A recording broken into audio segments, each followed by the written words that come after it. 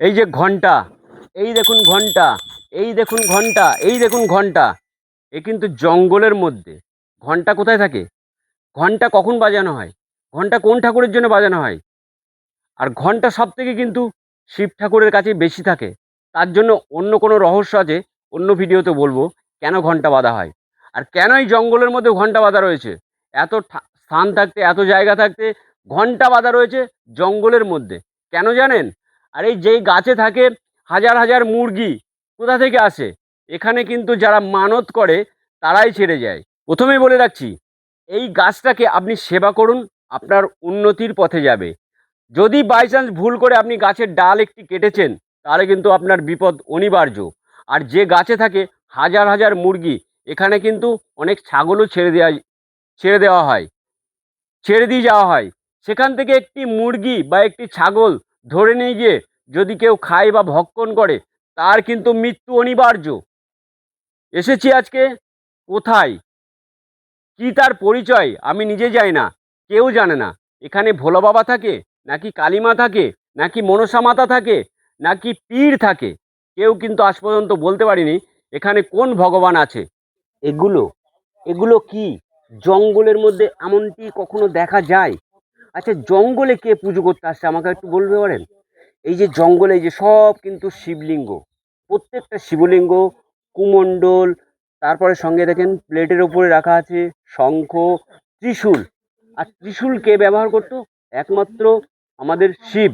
আর সেই শিবলিঙ্গগুলো এই জঙ্গলের মধ্যে কিন্তু জাগ্রত, কিন্তু প্রত্যেকটা শিবলিঙ্গ জাগ্রত। কেননা সব প্রত্যেকটাতে কিন্তু দুধ গঙ্গা জল দিয়ে পুজো করা হয়েছে। তাহলে আপনারা বুঝতে পারছেন আজকে এমন একটা জঙ্গলে এসছি আমরা, বিদঘুটে জঙ্গল।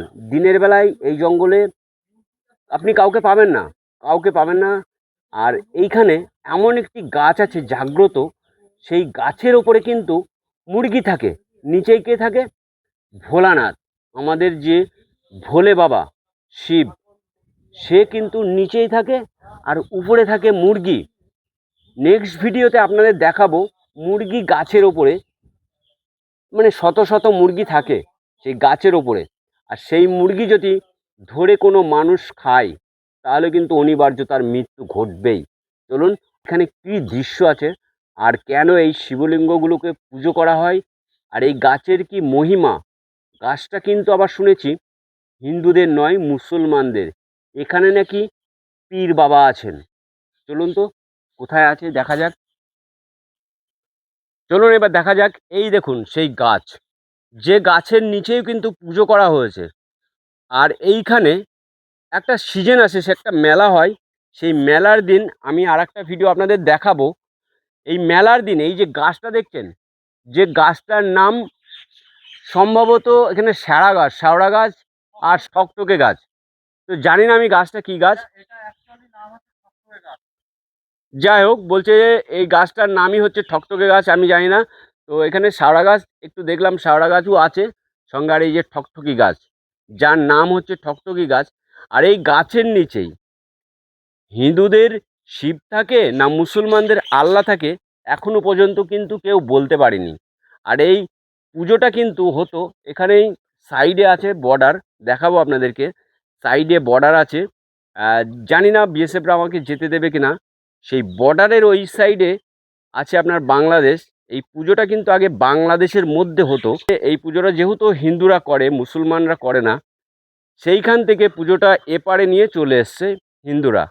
এখানে কোনো মুসলমান ভাই পুজো করে না, মুসলমানদের মেয়ে বা ছেলে কেউ আসে না। কেউ বলছে এখানে পীর থাকে, কেউ বলছে আমাদের ভোলে বাবা থাকে। জানা নেই কে থাকে এইখানে, কে থাকে এখানে জানা নেই, কিন্তু হিন্দুরা কিন্তু এই পুজোটা করে এইখানে। আর জায়গাটা কিন্তু পুরো নিরিবিলি জায়গা, দিনের বেলায় কেউ আসে না, রাতে তো অনেক দূরের কথা। সেখানে কিন্তু বছরে একটি মাত্র মেলা হয়, দশহারার দিন।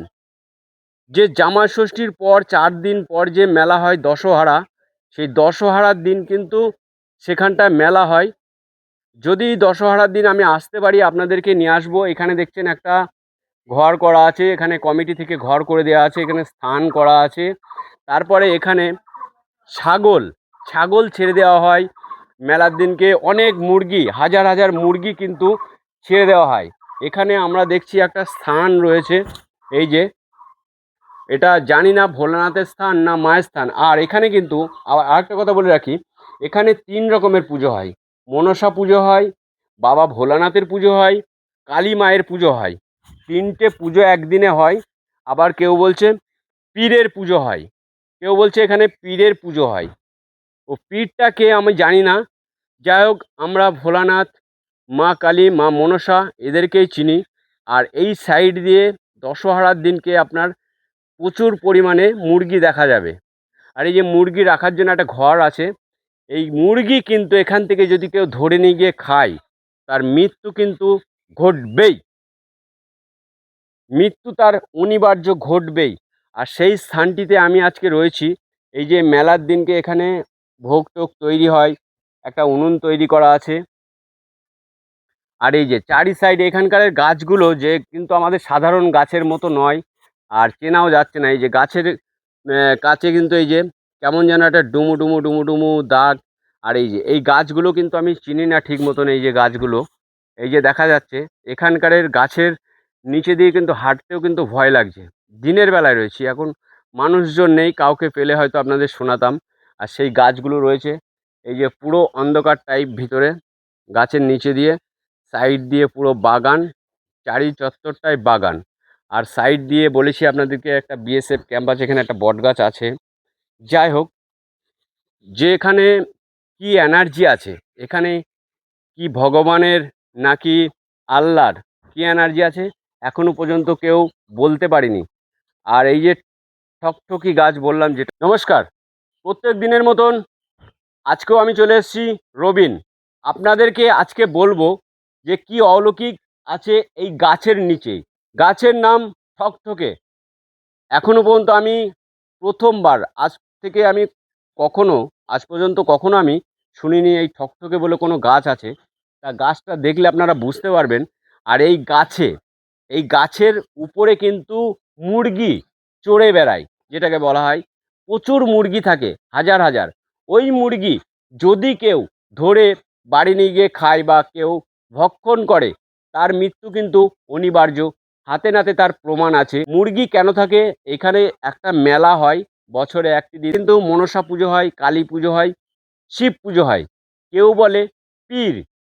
আমরা যখন এখানে আসি দেখি বলছে ফুল জল দিচ্ছেন কার মাথায়, বলে পীরের মাথায় দিচ্ছি। কেউ বলছে বাবা ভোলানাথের মাথায়। পীরটাকে, ভোলানাথকে তো আমরা চিনি, কালীমাকে তো আমরা চিনি, জানি না এখানে পীর কেন, পীর কি করে আসলো। তাই দেখতে গেলে আপনাকে দশহরার দিনকে একবার আসতে হবে এখানে, যে পীর কে আছে। আর ভোলানাথের, ভোলানাথ তো আমরা জানি আমাদের, তার পুজো কিন্তু এখানে হয়। সঙ্গে আবার পীরের নাম কেন নেয়।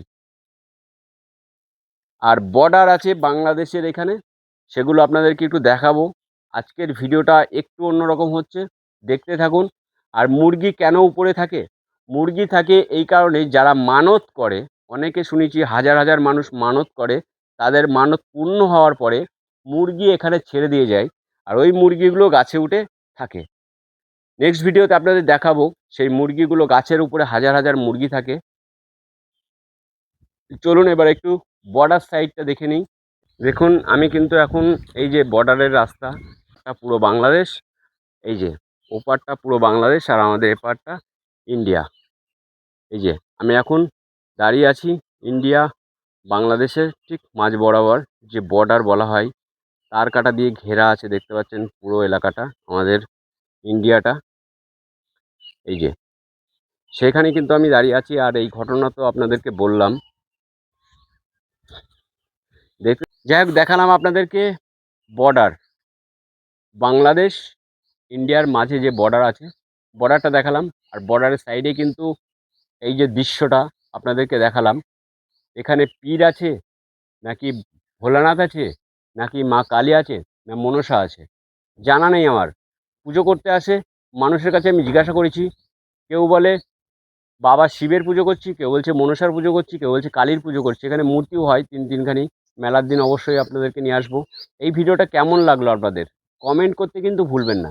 নেক্সট এমন কোনো জায়গা থাকলে আবার আপনাদেরকে নিয়ে যাব, সেখানে নিয়ে গিয়ে আপনাদেরকে ভিডিওর মাধ্যমে দেখাবো। চলুন তো এই ভিডিওটা একটু শেয়ার করুন। ভালো লাগলে লাইক করবেন আর কমেন্ট করতে কিন্তু ভুলবেন না। ততক্ষণ আমি বাই।